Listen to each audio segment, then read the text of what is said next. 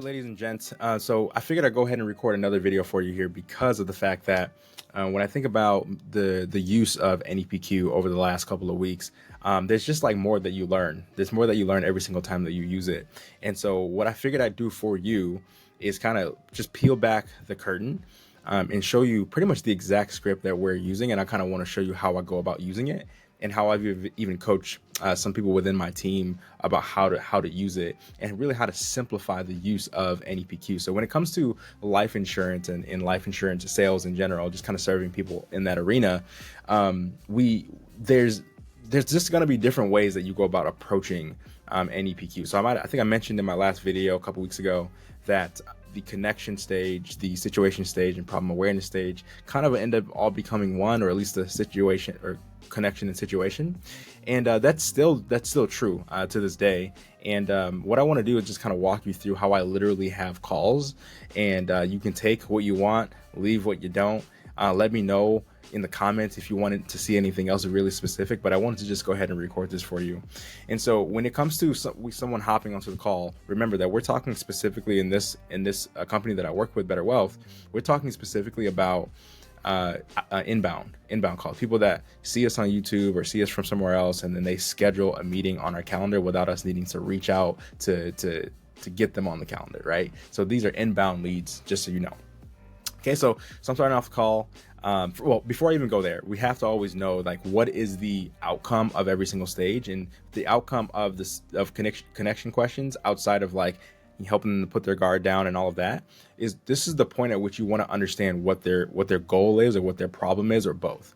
Because when I first started using NEPQ, I was a little bit confused about if the whole NEPQ is based on goals, if the whole NEPQ is based on problems and understanding problems and being able to solve problems and, deepen the pain and widen the gap, then when do I find out the problem? And so I was thinking that we find out the problem maybe in situation, perhaps in problem awareness. No, we find it out right here. And so the outcome for the connection questions is to attain the overarching problem, to attain the goal. What is it that they're talking about? And what I learned is that more often than not in life insurance sales, people say what they want more, in other words, a goal, more often than they say what problem they're having. And so the goal comes in the form of what I'm looking for is, what I want is, what I was kind of perusing through and kind of was wanting was XYZ. That's kind of how wants come about. That's how goals come about in real conversations.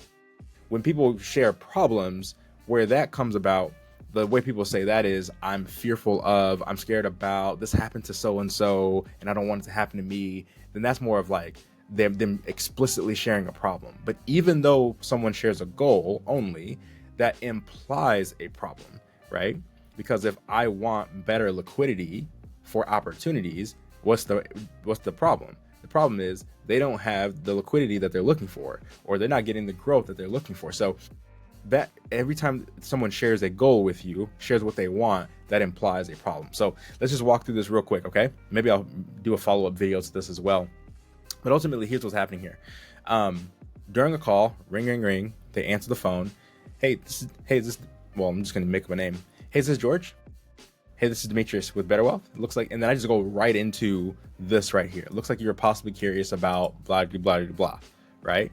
So it looks like you're curious about possibly getting some outside help with life insurance options to kind of help with growing and protecting your money. Is that right? They're gonna say yes. Or if they shared with us something specific inside of their scheduling form, then I just say that. Because what we want to do at that exact point, the very first words out of our mouth after like a hello is, the very first question out of our mouth should be, like, no matter what, it should be a question that gets them into results-based thinking. Because here's the contrast. You could say, hey George, this is Demetrius with Better Wealth. Looks like you're curious about possibly getting some outside help with life insurance.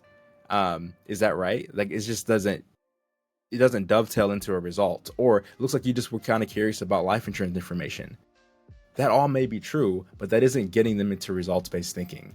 And so that's the main thing, that one of the main things that I learned. There's way more on this form here that I would love to kind of walk through with you. But the main thing here is that we want to get them into results-based thinking from the very first words that come out of our mouth. And then the next question that I ask, and this usually wraps up connection questions for me, is just curious, what was it that you saw, what was that you heard that caused you to want to look into life insurance a little further? Like, how did we get here?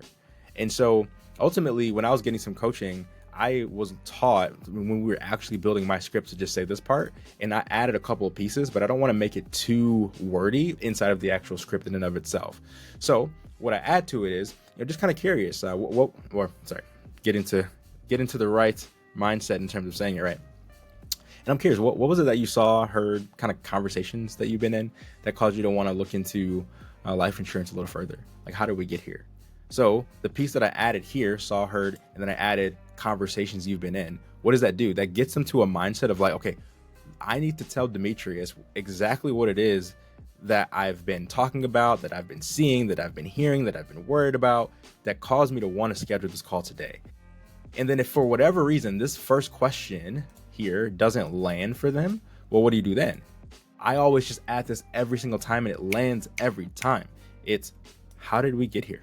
That's really what I'm asking. And I want you to give me context. I want you to fill in the gaps for me. And that's what I really want to share in this video, is a greater understanding of how to use NEPQ, specifically with connection questions, for life insurance sales, or specifically what we do at Better Wealth is high cash value, overfunded whole life insurance. So I hope that was helpful. Let me know in the comments if there's more specific questions that you have. I'm happy to help. As I'm fleshing this out, there's way more than I'm learning, and things are just clicking, especially as I'm applying it to real calls as well. And I would encourage you to do the same. So have a great rest of your day, folks, and we'll talk soon.